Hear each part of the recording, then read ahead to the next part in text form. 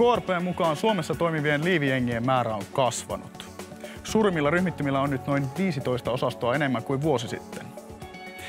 Pitäisikö kansalaisen nyt pelätä ja miten liivijengeihin pitää oikein suhtautua?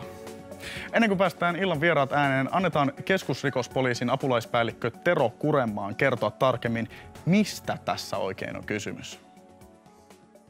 Eli nimenomaan on tapahtunut järjestäytyneen rikollisuuden sisällä siirtymää tänne liivijengien puolelle. Tämä jengiläisten kokonaismäärä ei oikeastaan muuttunut kovinkaan paljon, mutta siellä sisällä on se painotus tänne liivijengin puoleen niin selvästi lisääntynyt. Ja nyt on nimenomaan muualle kuin Helsingin pääkaupunkiseudulle niin vahvasti laajennuttu. Kyllä näitä löytyy tänä päivänä pieniltä paikkakunnilta, ihan tämmöinen 20-30 000 hengen paikkakunniltakin löytyy jengejä. Miten se vaikuttaa pieneen paikkakuntaan, että sinne tulee oma jenginsä? Pahalta vaikuttaa. Siis semmoinen aina tietty semmoinen auktoriteetti ja rikollisten piirissä se ottaa haltuunsa sen alueen ja ne yleensä kuitenkin päätoimialan huumausainekauppa, niin huumausainekauppa todennäköisesti lisääntyy siellä. Mutta talousrikospuolihan on koko ajan ollut kasvamaan päin ja yhä enemmän ja enemmän päästään siellä pitemmälle. Ja siinä tietysti tulee se, että vääristää kilpailua tuolla jossain rakennusalan alihankintaketjuissa, kun jätetään verot maksamatta, voidaan kilpailla hinnalla ja näin päin pois, niin saadaan kohtuullisen helposti ja erittäin hyvää tuottoa. Ja sitä kautta, kun varallisuus nousee, niin sitähän tietysti vaarallisempia nämä jengiläiset on. Tapio, sä oot moottoripyöräkerho Bandidoksen jäsen. Ja tuossa KRP:n mukaan te edustatte järjestäytynyttä rikollisuutta, niin miten sä kommentoit sitä? No silleen, että en mä nyt niin pöhkö olisi, että jos mä olisin järjestäytynyt rikollinen, että mä kirjoittaisin sen itteni kiinni. Mä oon moottoripyöräkerhollinen ja meidän kerholla on tästä korkeimman oikeuden päätös, että me ei olla rikollisjärjestö. Ja mä ihmettelen hirveästi sitten, että nämä poliisiviranomaiset kuvittelee, että ne on niin kuin korkeammalla tässä hierarkiassa kuin se korkein oikeus. Että jos se korkein oikeus on jo sanonut, että ne ei ole rikollisjärjestö, niin minkä takia poliisin pitää sitä jankuttaa vielä vuosia sen jälkeen? Entäs Janne, sä kuulut Cannonball MC:hin. Miten sä tätä kommentoit? No lyhyesti. Cannonball MC on moottoripyöräkerho, eikä rikollisjärjestö. Mitä tähän sanoo Jari? No, Helsingissä tutkitaan näiden jengiläisten ja muiden tekemiä rikoksia ihan samalla tavalla kuin että niissä ei ole millään tavalla eroa, että tasapuolinen tutkinta rikostyypistä riippumatta. Kari, miten sä määrittelet? Onko heidän edustamat kerhot osa järjestäytynyttä rikollisuutta? No ainakin se ero tämmöiseen, miten nyt sanoisi, tavalliseen moottoripyöräkerhoon on se, että eihän teillä mikään ihan tämmöinen kolkkapoikajärjestö ole, että teillä taitaa olla vankilassakin vakavista rikoksista tällä hetkellä porukkaa ja se ei nyt ihan kuulu tämmöiseen moottoripyöräkerhon mentaliteettiin, että on tässä nyt jotain eroa kyllä, sanoisin. Sen varmaan myönnättekin, että... Mikä se ero on? No lähinnä, että muistaakseni, oliko nyt Cannonballilla tällä hetkellä vankeusvankeja 6 kappaletta ja banditeilla taisi olla 14 kappaletta ja taitaa olla elinkautisiakin siellä mukana. Että ei kai nyt ihan tämmöinen, mun mielestä on vähän vaarallista, että kun on moottoripyöräkerhoja, jotka ei ole millään tavalla tekemissä rikokseen kanssa, niin heidät niin kun nyt leimataan, että heillä olisi osuutta rikokseen. Heillä ei ole ketään vankilassa, mutta teidän... Mutta sä puhut koko ajan kerhosta. Miten se kerho tekee niitä rikoksia? Eikö ne ole ne yksilöt, jotka tekee? Yksilöt tekee, no, mutta teillä on tietysti kerho, eli jossa nyt mä on ihan varma, hierarkia. Kari, että siellä on semmoisia normaaleita moottoripyöräkerhoja, joissa istuu ihmisiä vankilassa. Että on niin pöhkö taas toi, niin kuin, että meiltä... Mä myönnän sen, meillä on ihmisiä vankilassa. On. Niin, joo. Teillä on ihmisiä vankilassa. On. Niin, heillä on ihmisiä vankilassa. McDonaldsilla ja Mutta siinä on se ero, että teillä on kuitenkin presidentti ja teillä on erilainen organisaatio siinä. No sehän pelottaa teitä totta kai, kun me ollaan niin erilaisia. Ei se mua pelota, mutta sanotaan, että se pelottaa ihan tämmöisiä tavallisia kansalaisia, kun teillä on nämä liivit päällä ja teillä on päämajat, jossa on tunnukset. Että ne pelottaa, niin mulla on paljon ollut. Viimeksi tänään Vantaalta oltiin yhteydessä. Että se on pelote. Joo, millä tavalla se pelko on syntynyt? Onko se syntynyt sen, miten media on sen luonut, että jos media olisi jättänyt kokonaan nämä kaverit huomioimatta, jostain syystä olisi jättänyt huomioimatta, niin luultavastihan me oltaisiin ihan tavallisia kaduntallaajia, tiedätkö, tuolla nurkassa, ja kukaan ei tietäisi mitään. No joka viikko ja joka viikonloppu tuolla tapetaan, tällä niin kuin Alkon alkoholilla ammutaan ja puukotetaan ja muuta. Se on näin hirveän pienellä. Meidän kerhojutuissa tapahtuu kerran 2 vuodessa joku, ja se on näin isolla. Otetaan yksi kommentti yleisöltä. Se on tämmöinen, että pelkään liivijengejä. Tyypit ovat ottaneet lain omiin käsiinsä. Heidän normistonsa eroaa tavallisen kansalaisen käsityksistä. En halua olla missään tekemisissä näiden ihmisten kanssa. Miten te kommentoitte, Janne? No se on jokaisen henkilökohtainen asia, että kenen kanssa haluaa olla tekemisissä, ja semmoista ihmistä, jotka on kiinnostunut moottoripyöräilystä, niin he on sitten ilmeisesti meidän kanssa tekemisissä. Miten tästä tämä pelko? Et kun hän esimerkiksi sanoo, että pelkää teitä. Pelkohan syntyy jokaisella ihmisellä ihan siellä omassa päässä, että voidaan pelätä monenlaisia eri asioita. Ja jos on syytä pelätä jotakin, niin varmaan silloin pelkää jotakin, eikö niin? Tässä on puhuttu nyt paljon näistä liivijengeistä myös. Janne, sä sanoit, että Cannonball on moottoripyöräkerho, mutta mitä nämä nyt sitten on nämä liivijengit? Miten se määritellään?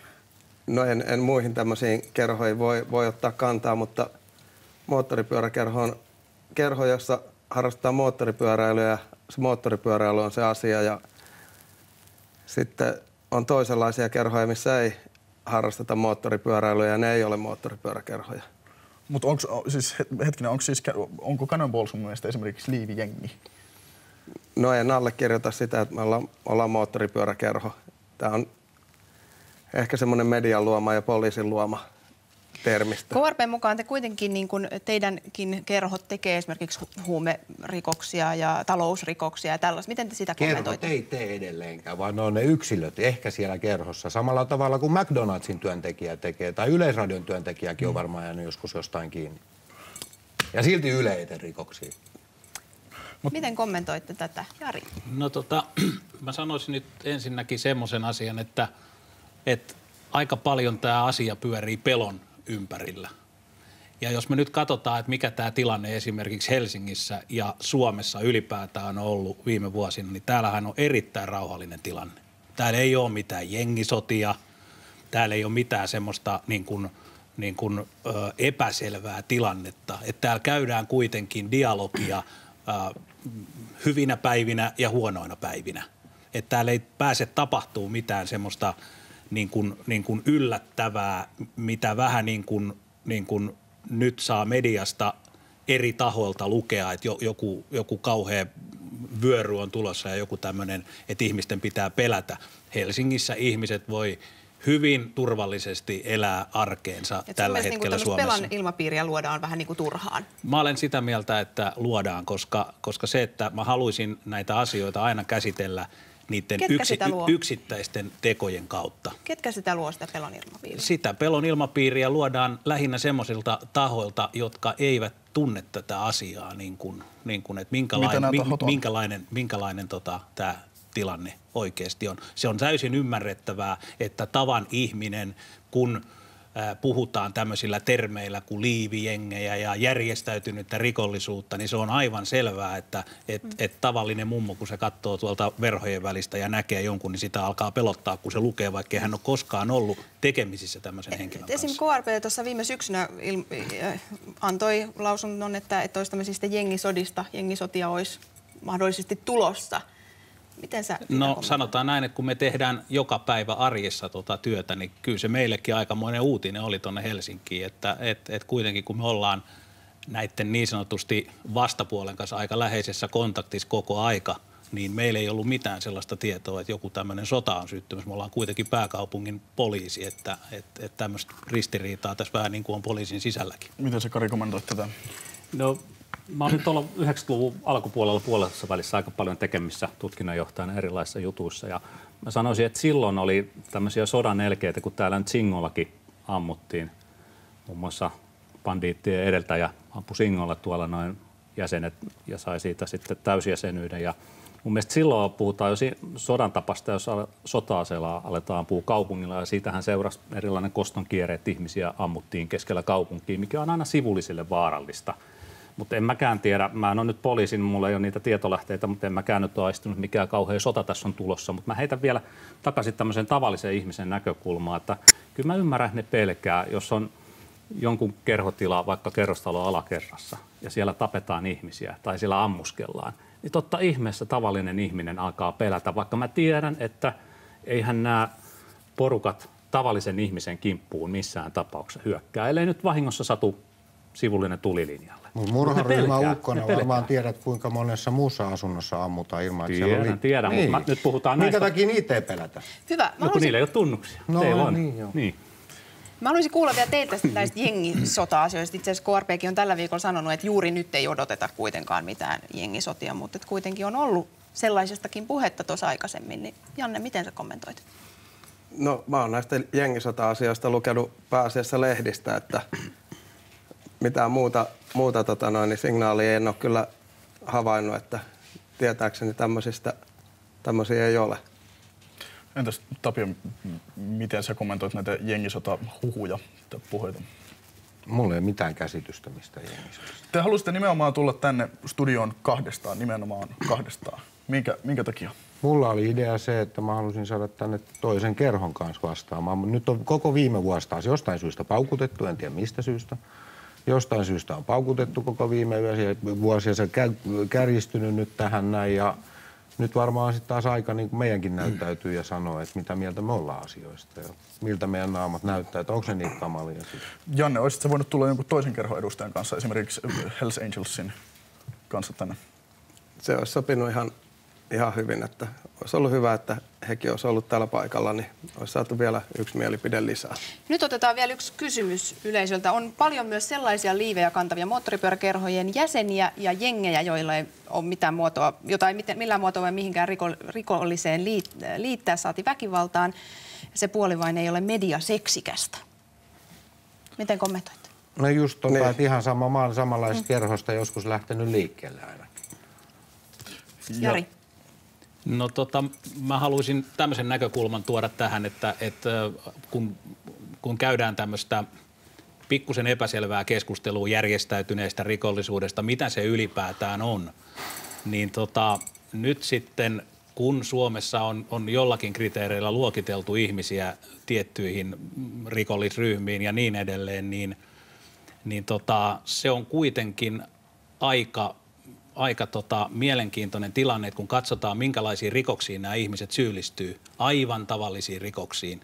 On pahoinpitelyjä, rattijuopumuksia, näpistyksiä, omaisuusrikoksia, että se lukumäärä näitä niin sanottuja jengiläisiä, niin tavallaan julkisuudessa on virheellinen kuva siitä, että he tekisivät jotain kovin ihmeellisiä rikoksia. Totta kai siellä on joukossa huumerikoksia ja kovempiakin rikoksia ja jopa tämmöisiä väkivaltajuttuja, mutta kuitenkin se valtaosa on aivan tavan rikoksia. Ja tämä on musta semmoinen niin kuin tärkeä pointti. Kari. No mä oon ihan samaa mieltä, että päivittäisrikoksiahan nämä valtaosa on, mitä nyt niin sanot IR-kaverit tekee. Että sitten tulee näitä vakaviakin rikoksia, pahimmillaan murhia, mutta edelleenkin mä sanoin aikaisemmin, että meillä on näitä moottoripyöräkerhoja vaikka kuinka paljon Suomen tasavallassa ja on vaarallista, jos lähdetään tämmöistä aidosti moottoripyöräilyä harrastavat ihmiset leimaamaan, että olisi mukaan joku rikollisjärjestö. Semmoisistakin mulle tulee paljon yhteydenottoja, että miksi ihmeessä heidät leimataan. Se on vaarallista. KRP:n mukaan liivijengit laajentaa toimintaansa Suomessa. Mitä se aiheuttaa, Kari? No kyllähän se pelkoa aiheuttaa. Se on kansalaiset pelkää tuolla, niin kuin mä sanoin, täällä pelkää puhumattakaan pienille paikkakunnille, kun sinne tulee se päämaja, jossa on tietyn järjestön tunnukset ja alkaa kavereita liivit päällä kulkea. Et esimerkiksi nyt kansanedustajat, kollegat, jotka ovat pieniltä paikkakunnilta, niin ovat hyvin huolessaan, kun taas kansalaiset ottaa heihin yhteyttä, mitä nyt tapahtuu. Jari, muuttaako se meininkiä tosi paljon pienellä paikkakunnalla sun mielestä? No mun täytyy sanoa, että kontrollikoneiston puolesta niin tilannehan on näin, että poliisihan tuntee ne kaverit jo valmiiksi siellä. Ne jonain aamuna herää ja heillä on sitten jotkut liivit päällä. Niin kuitenkin kontrollikoneisto tuntee nämä kaverit entuudestaan, niin ei ne yhden yön aikana ole muuttunut sen takia kovin paljon vaarallisemmaksi, että he laittaa jotkut liivit päälle. Eli tässä on taas vähän tällaista niin niin kuin pelon kautta ajatellaan sitä asiaa. Ja mä oon vähän näistä kerhoasioista kanssa sitä mieltä, että kyllä aina kun puhutaan näistä teoista, niin kyllä se pitää olla sitten lähtökohtaisesti selvitetty ihan tarkkaan, että onko tämä kyseinen jonkun kerhon jäsen, niin onko hän tehnyt sen rikoksen ihan yksin omin päin tuolla vai jonkun niin sanotusti kerhon edustajana ja näin poispäin. Mutta mistä me voidaan tämä tietää? Teillä molemmilla on esimerkiksi linnatuomio takana, se on nyt sovitettu, ei siitä sen enempää, mutta mistä me voidaan tietää, että te ette ole tehnyt niitä rikoksia? Mä haluaisin vähän tuohon edelliseen palata, että kun Kari niin hirveästi jankuttaa noista tavakerhoista ja sitten puhutaan samalla laajentumisesta, niin kyllä ne on ne tavakerhot, kun meille tulee sieltä. Miksi ne tulee teille? No ilmeisesti meidän jotenkin tämä kiinnostaa tämä meidän asia. Niitä, ja ne on just niitä tavakerhoja, mistä niin, sitten muuttuu pahaksi se kerho siinä vaiheessa, kun se muuttuu mustavalkoisesta punakeltaiseksi. Niin sitten se väritys ihan sama kuin ne villasukat, joita ei saa vankilaan vietyä, kun ne on punakeltaiset, niin ne muuttuu pahaksi. Jos ne olisi punavalkoiset tai punasiniset ne villasukat, niin ne olisi ok. Mutta ihmiset pelkää. No mutta tehän te sen pelon olette luonut. No olette sen tietyllä tavoin. Niin, onhan siellä totta kai niitä. Mutta ihan totta, niin ne pelkää, että se on vaan tosiasia. No toivottavasti ne ei nyt tämän ohjelman jälkeen pelkää niin paljon. Ainakaan, mutta koska sä tiedät. Niin, mä tiedän. Me ei tästä pelkoasiasta, me ei nyt päästä varmaan puusta pitkälle tässä lähetyksessä, mutta mitä tämä niin kun teidän kerhojen kannalta tarkoittaa tämä laajentaminen, Janne? No laajeneminenhan on ihan luonnollista, että kun on suuria kaupunkeja ja niissä on toimittu pitkään ja kiinnostusta on pienemmillä paikkakunnilla. On pieniä porukoita siellä, mitkä on kiinnostunut tästä asiasta, niin kun ei suurempiin kaupunkeihin enää voi laajentaa, niin varmasti luonnollinen seuraus on, että mennään pienemmälle paikkakunnalle sitten, jos siellä on kiinnostuneita ihmisiä tähän asiaan. Otetaan tähän väliin katsojakommentti nimimerkiltä Teelmo. Onko jengiläisten määrä kasvanut jengien kanssa samassa suhteessa? Jari, sulla on varmaan tähän näkemys. No niin kuin sanottu, niin se ei ole niin kuin tämä kerhokysymys, ei ole niin hirveän kiinnostava, vaan kiinnostavaa on se, että poliisin tehtävä on tutkia, kun on tapahtunut joku rikos. Niin poliisin tehtävähän on tutkia se tasapuolisesti hyvin ja ilman mitään niin kuin tunteita sinne tai tänne tai levittää sitä asiaa isommaksi kuin se oikeasti on. Eli tavallaan niin kuin tässä pitää huomioida mun mielestä koko aika se, että ketään ihmisiä ei missään olosuhteissa saa kuitenkaan leimata. Ja se, että olkoon se sitten jengiläinen tai mikä tahansa, niin kaikki tutkinta tehdään tiukasti ja nopeasti ja asianmukaisesti. Ja sille ei ole sitten väliä, että onko se minkä kerhon Tapiolla oli peukut pystyssä. No oli sen takia, koska se sanoi tuolla tavalla. Mä tiedän, että esimerkiksi miten meitä vankilassa kohdellaan, niin mehän ollaan, tiedätkö, tuolla nurkassa ja normaalivangit on tuolla nurkassa. Ja meillä on niin pitkäaikaisia vankeja, just niin kuin on elinkautisvankeja, joista hän on tutkinut jotain juttuja ja kyseenalaisesti tietysti, mutta niillä kavereilla ei ole mitään mahdollisuutta päästä tähän hommaan messiin niin kuin niillä muilla kavereilla on. Niin pitäisihän se, ei ole mitään erikseen olemassa Bandidos tai Cannonballs-lakeja siellä tai jotain oikeastikin. Et minkä takia me sit ollaan? Miksi me ei saada niitä punakeltaisia villasukkia sinne sisään? Haluatteko vastata tähän? No nämä vankilaolosuhteet on tietysti taas niin kuin oma lukunsa ja näin poispäin, mutta siinä asiassa pitää taas olla kovin tarkkana, että miten tämmöinen joku status syntyy. Eli että kuka on sitten jengiläinen ja millä perusteella, minkä prosessin läpi se asia on käynyt. Niin tämä on niin kuin tärkeä asia. Janne, sulla oli joku juttu mielessä sanoa ennen kuin mennään. Joo, eli tähän palataan tähän vankilaosastoon, niin vankilassa moottoripyöräkerholaiset on täysin eriarvoisessa asemassa ja ei saa samoja etuisuuksia, eli kohdellaan eriarvoisesti. Eikä se ole pelkästään vankilassa. Tässä ihan samalla tavalla tässä istuessa, kadulla kulkiessa, kaupassa käydessä, ihan missä vaan. Jos jotenkin tulee esille, että mä kuulun moottoripyöräkerhoon, niin silloin mä oon jollain tavalla paha ja pelottava ihminen, niin kuin ne sanoo. Onko mä nyt paha ja pelottava ihminen? Hyvä. Hei Kari, sä oot sanonut, että liivit pitäisi kieltää kokonaan. Miksi? Se on vähän asiayhteydestä irrotettu, pitää paikkansa, mutta mä oon puhunut edustajakollegoiden kanssa tämmöistä järjestäytyneen rikollisuuden torjunnasta ja siinä on aika iso paketti, ihan kiinnijäämisriskin lisääminen sekä sitten toki ankarammat rangaistukset, esimerkiksi päivästä päivään istuminen ja sitten totta kai näiden tunnuksien kieltäminen, kun se aiheuttaa ihmisissä pelkoa ja pahimmillaan perintätoimintaa, kun tehdään liivit päällä, niin se on jo liivit on semmoinen rikoksentekoväline ja pelote, että velallinen maksaa. Jari, ootko samaa mieltä? No mun näkemys, kun me tehdään arjessa tätä työtä joka päivä, niin meille on todella paljon helpompaa se, että meillä joku todistaja, että joo, että hän näki sen ja sen värisen liivin siellä ja näin poispäin. Niin meille se tutkinta on äärimmäisen helppoa sen jälkeen, kun me lyödään kuvakavalkaadi siihen eteen ja sieltä kaveri näyttää, että joo, toi Eli liivit oli. itse asiassa helpottaa teidän työtä. No mä just olen, kyllä täytyy olla tyhmä, kun kirjoittaa sen rikollinen. Niin, mutta toisaalta ne pelottaa sitten kansalaisia ja toisaalta ihan perustellusti, jos kerhotiloissa ammuskellaan ja ihan samalla tavalla, hei Kari, siellä ammuskellaan. Niin, siellä. Varmaan joskus poliisitalollakin on vahingossa ammuttu joku hengiltä. No ei mennä nyt näin vahinkolaukauksiin. Tapio, miten sä kommentoit tätä Karin liivikieltoehdotusta? Ihan mun mielestä absurdi väite. Miten se voi sanoa mulle, että mä en saa pukeutua tuohon sen takia, kun jotain pelottaa se? Niin.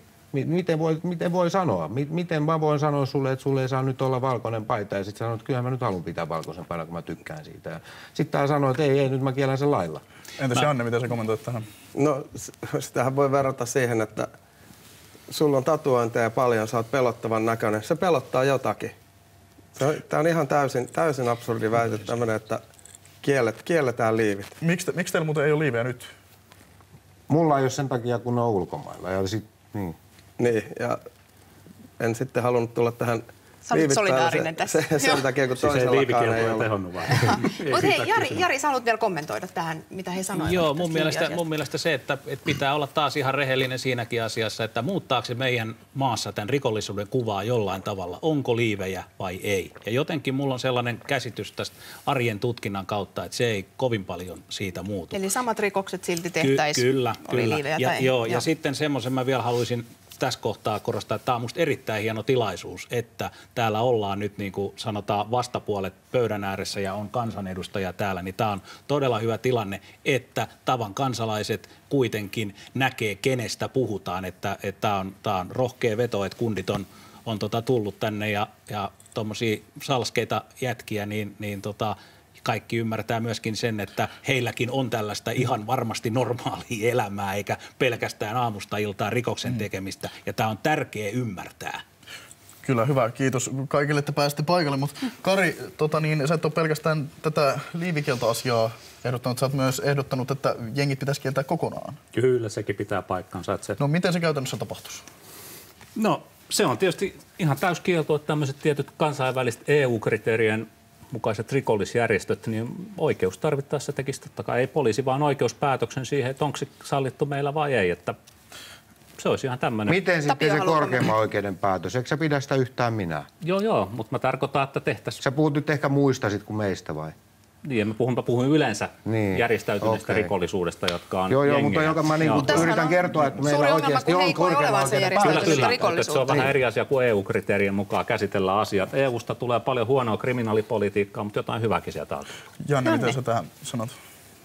No, kyllähän tämäkin on semmoinen ajatus, että kielletään lailla joku tämmöinen toiminta, niin kyllähän se aika hurjalta kuulostaa, että kategoroidaan joku tietty ryhmä, joka ei täytä edes tämmöisiä kriteereitä, niin kielletään se, tehdään laki ja kielletään se, niin ei se nyt näin voi olla. Jari. Ja mihin se loppuu se kieltäminen? Jari, haluatko kommentoida tätä kieltämisestä? Joo, sanotaan näin, että mä en näiden kieltoasioiden enkä pelon kautta halua näitä asioita. Niin kuin mä näen nämä puhtaasti se, että meidän tehtävä on selvittää rikoksia, jos jotain tapahtuu. Ja se on sitten lainsäätäjä antaa meille sitten ne työkalut ja sen mukaan mennään. Se on ihan fine, jos eduskunnassa päätetään, että liivikielto. Selvä. Ei vaikuta meidän duuniin muuta kuin se, että pikkusen vaikeampi taas sitten sitä työtä tehdä, mutta okei. Miten sä sitten omassa työssä näet, että tälle asialle pitäisi tehdä, joka nyt selvästi kuitenkin vaivaa ihmisiä? Niin, mun mielestä tämä keskustelu on lähinnä sellaista, että mä en oikein tiedä, mitä tässä pitäisi tehdä, että mikä tässä on näin iso ongelma tällä hetkellä. Meillä on rauhallinen tilanne Suomessa, meillä ei ole juuri mitään kummallista tapahtumassa, niin varaudutaanko me johonkin semmoiseen, mikä ei välttämättä sitten koskaan tapahdu. Otan esimerkiksi 90-luvun alkupuolelta nämä Venäjän mafia-soossit, mitä täällä oli, niin se oli ihan hylätyä naurettavan rajamaalla olevaa keskustelua. No, Kari, sä oot sanonut myös, että liivijengiliäisten kuuluisi saada rikoksista kovemmat tuomiot kuin muiden. Siis järjestäytyneen rikollisryhmän jäsenen kyllä, koska jos hän on valinnut elämäksi tavakseen sen, että on mahdollisuus olla lain ulkopuolella ja tehdä rikoksia, niin totta kai häntä pitäisi kohdella eri tavalla kuin sitten tämmöisiä ihan muita kansalaisia, jotka tekevät sen rikoksen ehkä puolivahingossa. Mutta eikö se vaatisi sitä, että se kaveri sanoisi, että hei, mä oon valinnut tämmöisen elämän, että et sä päätä sitä sen puolesta, että se on valinnut? Ei, oikeushan se päättäisi. No niin, mutta oikeus nyt on päättänyt korkein oikeus, että me ei olla se, niin miksi Mä puhuin nyt yleensä järjestäytyneestä rikollisuudesta. Mä en teistä puhunut nyt. Mistä me voidaan tietää, että te ette ole tehnyt rikoksia niin kuin jengin nimissä? Janne. No, tässähän taas tullaan tai teidän siihen, jengikaverit? Tässähän tullaan taas siihen, että yksilöt tekee rikoksia, ei kerhot. Ja kyllä meillä oikeasti kerhot, niin kuin jos kerho teettää jonkun asian jollakin, niin kyllä se on postiskäyminen tai siivoaminen tai sitten meidän pitää mennä jonnekin tai jotain muuta. Ei me teetetä ikinä yhtään mitään rikoksia yhtään kenellä. Mutta jos teidän kerholainen tekee jonkun rikoksen, miten siihen suhtaudutaan? No ei yhtään mitenkään. Miten sä suhtaudut, kun sun kaveri tekee rikoksia? Et yhtään mitenkään. Sä ehkä ajattelet, että voi ei, että se nyt teki tommosen jutun, mutta et sä sitä hylkää kumminkaan. Mitä Jari sanoo tähän? No ehkä se nyt ei ihan noin ruusuista ole, että tuossa arjessa kun katsoo sitä toimintaa, tämä nyt on taas vähän huono sana jengiläiset, mutta kun sitä nyt tässä viljellään, niin okei, niin kun katsoo sitä toimintaa, niin kyllä siellä aika kovia tilanteita on välillä ja me ollaan siinä arjessa aika lailla niin kuin sillä tavalla mukana ja tietoisia ja myöskin siitä paljon tulee jengien sisältä meille päin niin kuin info siitä, että jotain yksittäisiä kahnauksia voi olla tulossa tai menossa ja näin poispäin. Että nämä on niin kuin tällaisia, että kyllä siellä tosi koviakin tilanteita on, että ei tämä nyt ihan pelkkää moottoripyörällä ajelua edestakaisin ole, ettei sitä kannata. Mutta ei normaali ihmisenkään elämä ole pelkästään sitä, että työssäkäymistä tai muuta. Niin kuin mä sanoin, niin normaali kerrostalossa puukotetaan ja tapetaan ja raiskataan ja tehdään ihan kaikki ne asiat. Me ollaan vaan normaaleita ihmisiä. Kyllä. Ei me olla yhtään kummallisempi kuin tuo kerrostalon ihminen tuossa vieressä. Hei, Ikävä kyllä me joudutaan lopettamaan, vaikka keskustelu jatkuisi kiivaana varmasti. Joo, ja keskustelu jatkuu, kyllä. Kiitoksia kaikille ja oikein hyvää illan jatkoa katsojille.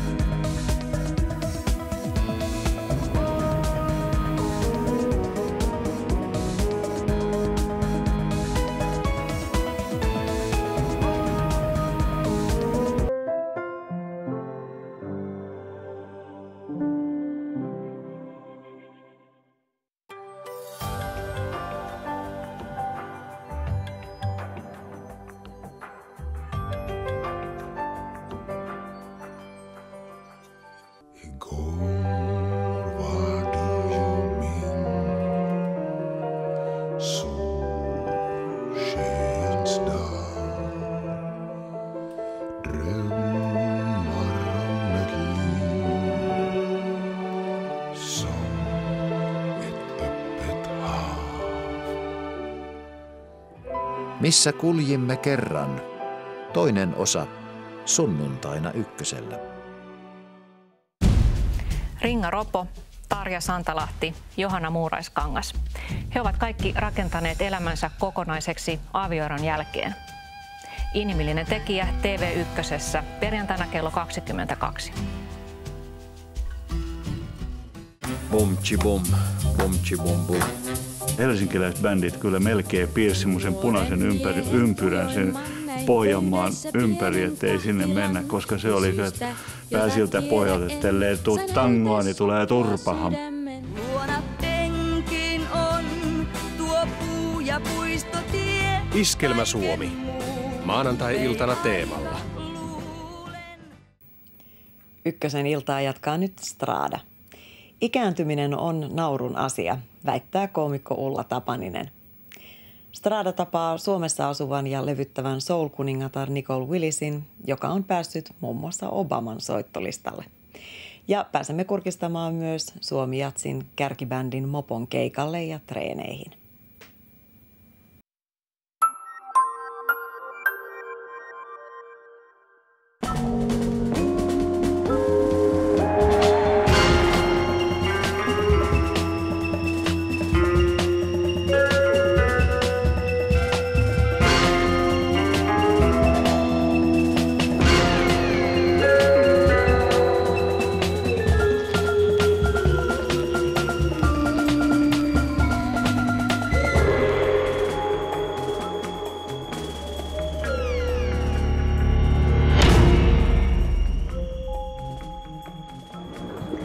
Kerrankin näyttely, jossa tuntee elävänsä. Ja minäkin tunnen itseni nuoreksi jälleen.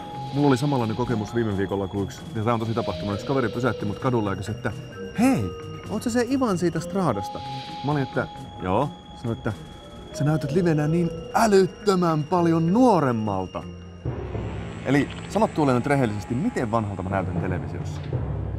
No, anna tulla vaan. Katsojan silmässähän se on. Paljon. Yli 20. Häh?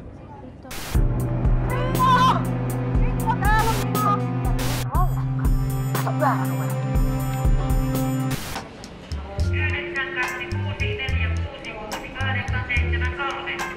926468773. Oikein, oliko vielä?